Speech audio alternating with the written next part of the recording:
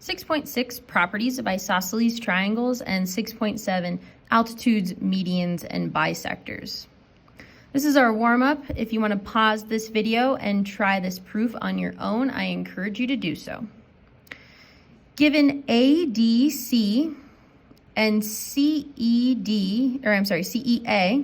is congruent, so those bottom two triangles, and BEA and BDC are congruent, we want to prove that ABC is isosceles with base AC. So the best way to do that is using congruent triangles. What you're going to notice is that you want to end up using this angle B as a shared angle between the two triangles that are congruent, and we can use that. So this is fill in the blank. So first bit, they pulled this and it was given. The second given is the triangle.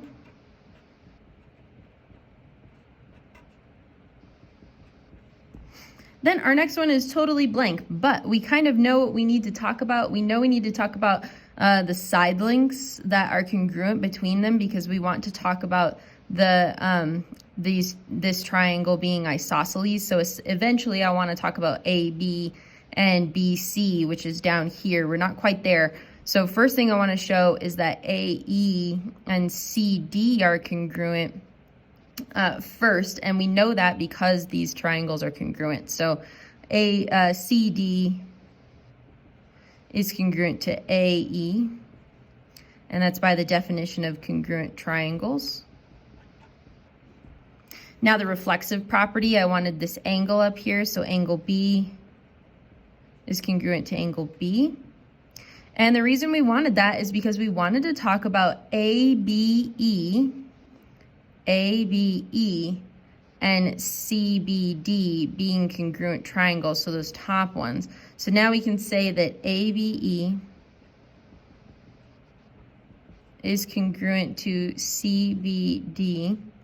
And the reason is because we've got an angle and an angle and a side. All right, AB is congruent to BC because of the definition of congruent triangles. And finally, now we know that AB is ABC. Well, we said those are congruent, so now we know ABC is isosceles. And that's by the definition of isosceles.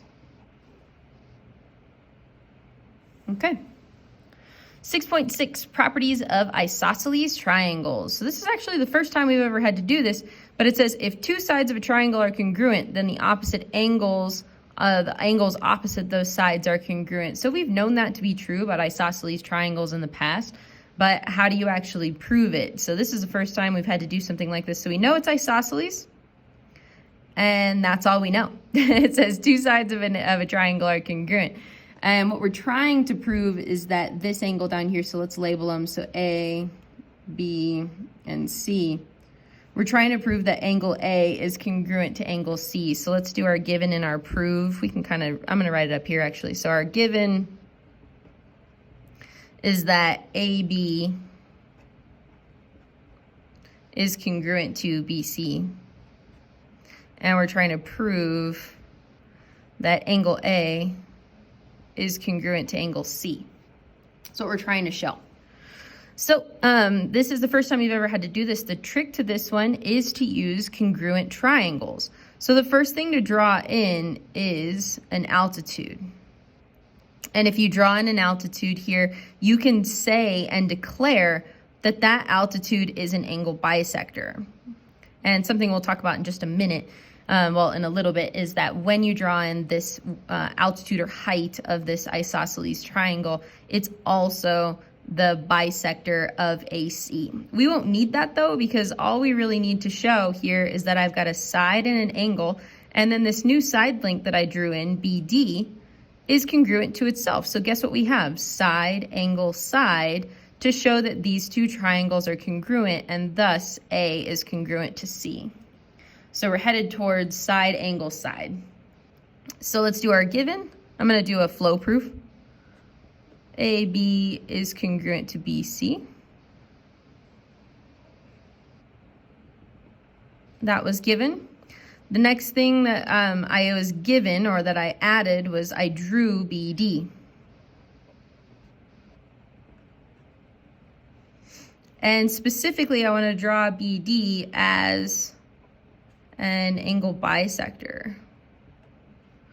And if you state that, then you can use that statement to say that those two angles are congruent. So this reason is through any 2 points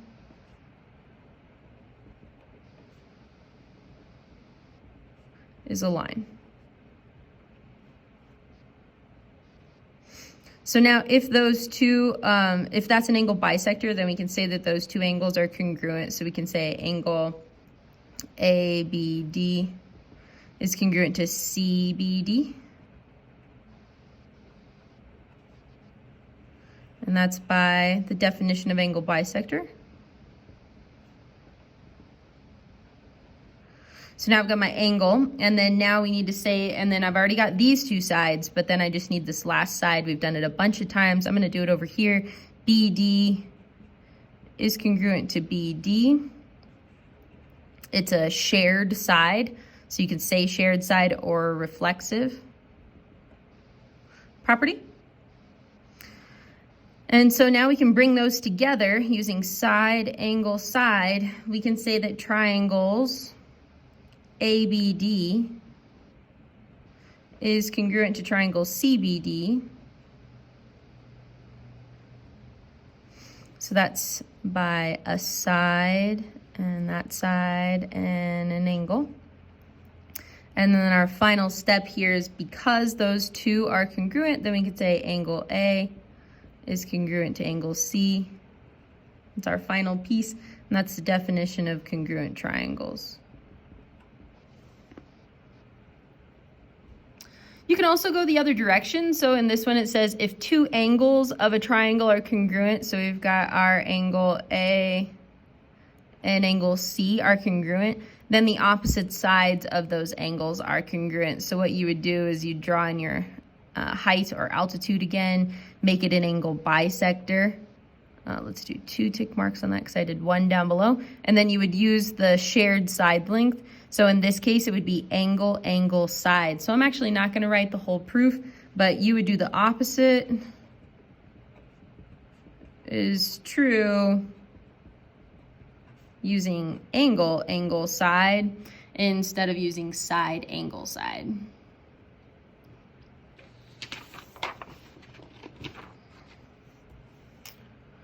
All right, 6.7, altitudes, medians, and angle bisectors. So first thing we're going to talk about is an altitude.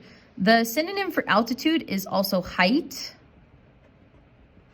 If you find the height of a triangle, you have also found the altitude. So in your mind, make sure that you know that those are interchangeable with each other. So it's a perpendicular segment from a vertex to a line that contains the opposite side. So straight down is how I like to think about it. So in this one, I go straight down, perpendicular.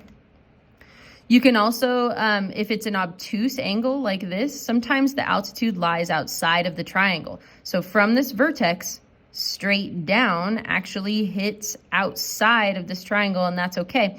It's still the height, but it's outside of the triangle. On a right triangle here, if it's upright like that, then straight down is your perpendicular, so that is your altitude. Medians. Median, or the prefix med, is middle. So a segment from a vertex to the midpoint of the opposite side.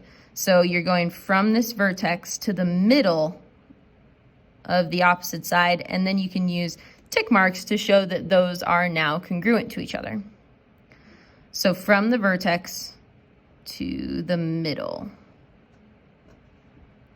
From the vertex to the middle. You can do it from other side lengths as well. If you do all three of them together, if you do 3 medians together, it creates an intersection called a centroid, and that centroid is the center of gravity. So check that out too. Angle bisector is a segment that a segment from a vertex that bisects its angle. So what you're trying to do is focus your eyeballs on the angle and cut that angle in half. And I like to do a full-length arrow on it. I know it looks like a bisector. It's almost a bisector, but it's not a bisector of the side length. It's a bisector of the angles up top. So on this one, again, you're looking at this small acute angle and cut that angle in half. See how that one is less of a bisector on the opposite side length? So just be careful. All right, we're trying to do a bisector on this one. Again, on that one, it's not the bisector, it's the angle bisector, not the segment bisector. Okay. Segments in isosceles triangles theorem. This is the one I was saying before. In an isosceles triangle, the median, the altitude, and the angle bisector, the same line drawn from the vertex, are all the same segment. So if I draw the angle bisector, the perpendicular bisector, and the median, those are all three the same line. So that means that this angle is congruent to this angle, and you've got this side congruent to this side because it's an isosceles triangle. So that line is the same one for isosceles triangle. It's a median, altitude, and angle bisector.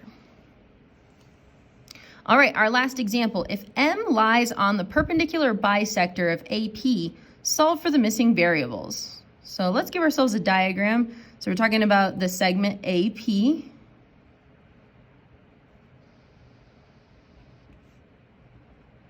Okay, and then we want M to lie on the perpendicular bisector. So perpendicular, and it's a bisector, so that means that these are the same here. And then we want point M on this perpendicular bisector. So choose any spot. I'm just going to choose it up here. There's M. So we've got some information about AM, PM, angle A, and angle P. So I'm going to connect these up. So it's saying that angle A is 5x.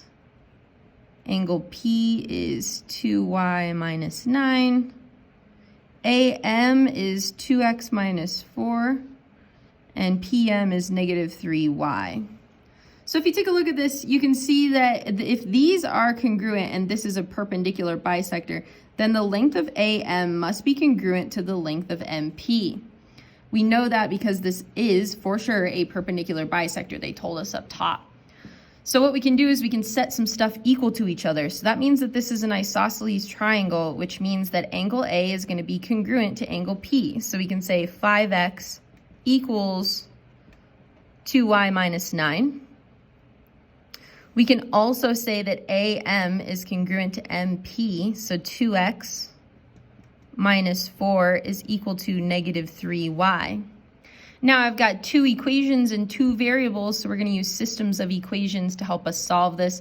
I'm going to go for elimination. You could go for substitution. You're pretty close to substitution here, but I'm going to go for elimination. So I'm going to get them in standard form. So I want 5x on the left, but I also want the y on the left. So minus 2y equals negative 9.